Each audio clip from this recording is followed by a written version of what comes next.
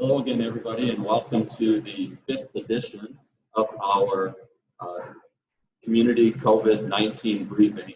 I'm Marty Guthmiller, CEO of Orange City Area Health System, and it's my honor to continue to present this information for you for hopefully of some value.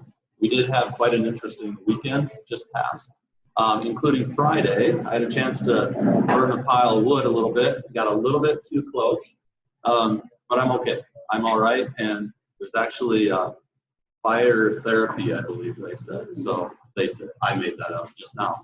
But anyway, I'm okay, and we're ready to go. I'd like to give you a couple updates before we begin today. The daily scoreboard.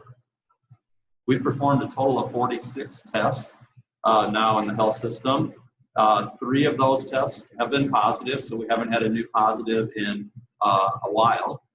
41 negative, and 2 tests that are currently pending. So again, 46, 3 positive, 41 negative, and 2 pending. A couple other announcements that I'd like to share with you now also is the volume at our walk-in clinic, obviously during this time has been significantly less than it has been. And we have capacity during regular hours to be seen at either our well clinic or our acute clinic on the main hospital campus. So effective today, our walk-in clinic is closing Monday through Friday. It will retain its normal hours on Saturday and Sunday, which are from 1 p.m. to 9 p.m. So again, our walk-in clinic will be available weekends only until further notice from 1 p.m. to 9 p.m. I should also mention this person sitting next to me, we'll get to in just a moment, but Char Ten Clay, Senior Care Director of Senior Care at Orange City Area Health System, and most notably the Administrator at Prairie Ridge is another title. We're actually shooting from Prairie Ridge this morning in the common areas and wanting to emphasize today's senior care and the impact that COVID-19 is having on our residents and staff alike. So we'll get to Char in just a couple minutes. I wanted to give you a couple other updates on a couple things that we've done at the health system recently that are addressing the COVID-19 outbreak. One of the neatest things probably is a Skytron ultraviolet disinfection robot. And it is actually kind of a robot. There's 2 ultraviolet towers that work together. State-of-the-art disinfection, can do a whole room in a few minutes, can do an ambulance as an example, can do an OR. It's really a great way to disinfect, as they say, at the 99.999% level. And so we've made that investment, and we're actually using that disinfection unit now.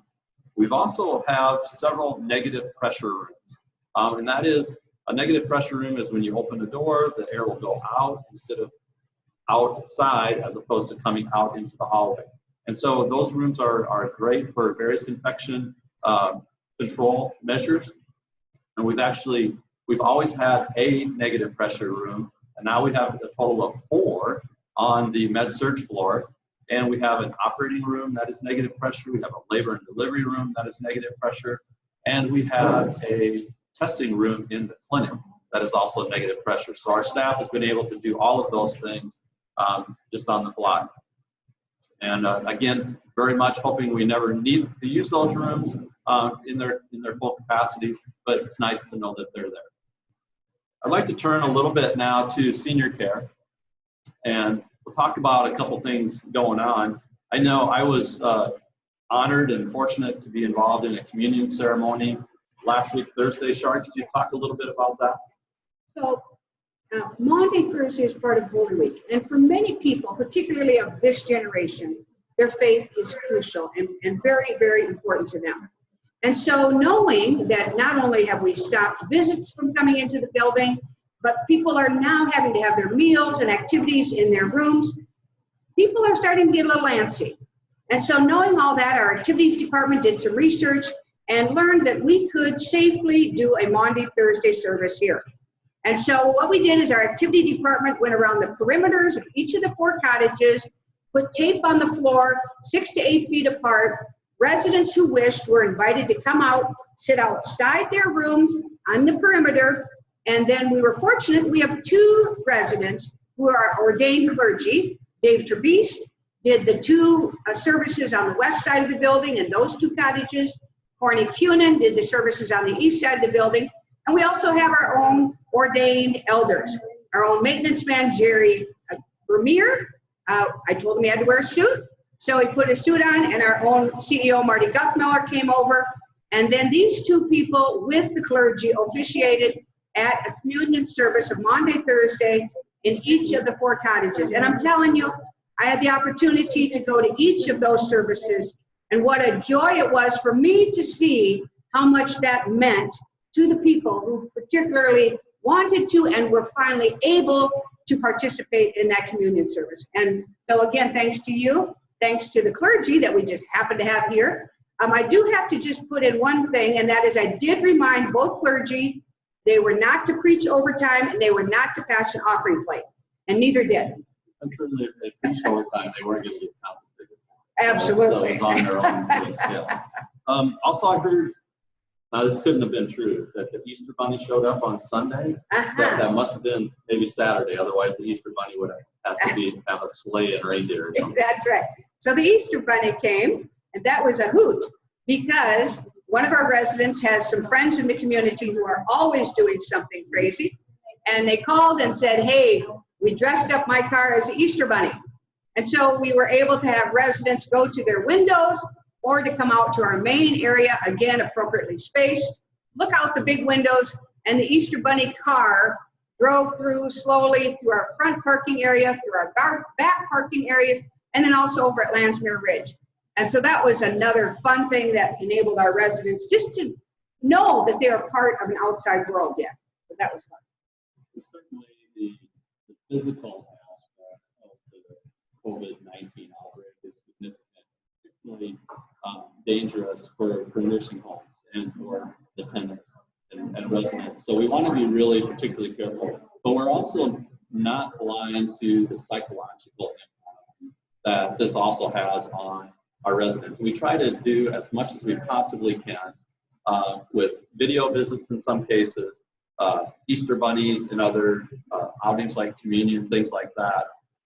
We're very much aware of the psychological toll that this is taking on some of our residents. So we're very mindful of that. Char, is there anything that we need to add regarding window etiquette? So you family members and the community have been absolutely fantastic about remembering our residents. You are sending letters, you are sending cards, you are bringing stuff to our front vestibule area. I bet you we're making 15 to 20 trips to the front vestibule, bringing things to the various cottages, which is wonderful. You're also visiting our residents here and our tenants at Landsmere Ridge. Want to just remind you of a few things. The first is window etiquette. At both buildings, in the lower corner of every tenant and resident's window is the number of that window, of that apartment or room, okay? So you can find your correct person. But when you go to the window, and particularly if the resident or tenant opens their window, we want to remind you, please, please, please remain at least 6 feet from that window. That's very, very important. We would prefer that when you come, you also wear a mask. We are not the mask police outside. We are the mask police inside. Those of us who work here wear a mask all the time. So that's number one, to please observe that etiquette of staying 6 feet apart. Number two, it's important to remember that while some of our residents are going a little stir crazy, please remember that if you are kindly bringing a picture or something that you want to put on the outside of a resident window, please put it down in the lower part of the window. And here's why. Number one, not every resident wants something on their window. And so we've had residents become very agitated that there's something stuck on the outside of their window. And that is very, very disconcerting to them. And so we have to go take them off. But similarly, not everybody is interested in having their view of the outside world obstructed in any way. So that would be the etiquette we would ask of you for that. Now, FaceTime, Zoom, any of those things, we're happy to help you with that. We've been doing a lot of that. Yesterday I came in, I had forgotten that this is a particularly important day that families connect. And so we brought our iPads down to each end of the building so that families could do a lot of FaceTiming yesterday. We do phone calls, we do emails, all of those things we want to help people with. And so don't hesitate to call us. We're happy to help in any way that we can. So we appreciate that a lot. Great, thank you, Char. Is there anything else that you'd like to add from a public perspective? I know one of the things is, while you think about that, we've been utilizing a lot of the masks that many of you have been making. And so that tempers down things just a little bit. I know during communion, I wore one of those masks. And again, the thing with the pouch in these masks is that we're able to insert a surgical mask inside that, and that preserves that PPE for 5 days. So we can use that same mask. Now we wash the outer masks, the cloth masks that are made. We wash those are daily use only. But then combined with surgical masks, it just softens things a little bit, and we greatly appreciate the support that many of you have had in that regard as well. Yeah, I just, something you said earlier struck me, and that is not only is the hospital really working hard on being prepared for COVID-19 people there, but we are. And Marty has pointed out several times in our incident command senior care meetings, several important things. Number one, we have 4 cottages. That's really important. Back in the old days of long-term care and Heritage House, we had the long hallways met at the nurses station. Many, many, many nursing homes still have that. We don't. So 4 cottages is really key. Number 2, every resident has a private room. Very, very important. Even when we have influenza in here. In the 6.5 years we've been here, we've never even closed a cottage. We used to do that regularly at long-term care and Heritage House. Never had to do that here. So 4 cottages. Number 2, private rooms. Number 3, private bathrooms. Every resident has a private bathroom. Number 4, we do consistent staffing. Consistent staffing means that the staff work only in their cottage or they're trained to the cottage next door. That too keeps the germ spread down. And then the last thing, and probably almost the most significant probably, is the air handling system. The air handling system here is 2013 as opposed to 1968 at the Heritage House. That's very, very key. All of our air handling here has been turned up to 100 cubic feet per minute. It can be turned up further. We have made our plans here about what will we do when we have COVID here. We assume at some point we will have it here. So the plant operations group has built some negative pressure fan units that can be inserted in our windows of residents here. Also, we have designed a place where we will actually come in with a wall and be able to separate residents who are affected in a particular part of the building. And so I think that's really key in being part of a health system. We're not just a nursing home sitting out in a small town all by ourselves, but being part of a health system is so key because we have all these other resources to help us help keep your loved ones and our residents safe. Just a couple of things that I have to wrap up for today. You hear on the news a lot about personal protective equipment or PPE and supplies and this and that. Your health system is strong right now. We have an adequate supply of PPE, not to the point where we're hoarding it by any stretch of the imagination, but that we feel comfortable with our ability to serve everyone moving along. And certainly when the nursing homes were mandated to go into PPE, that put a strain on masks and things like that, but we're in really good shape. And so I wanted you to be comfortable with that as well.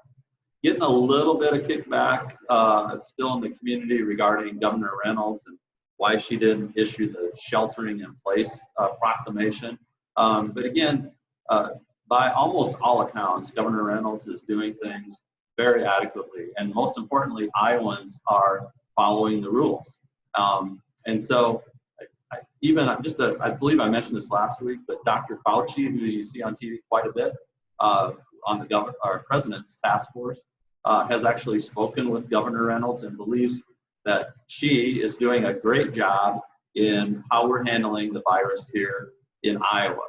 And so the main thing is that whether there's a sheltering in place ordered or not, is to observe those social distancing measures that are so common to us all now. Of course, in addition to washing your hands, disinfecting your hands, not touching your face, that kind of stuff, limiting the times that you go out to the grocery store.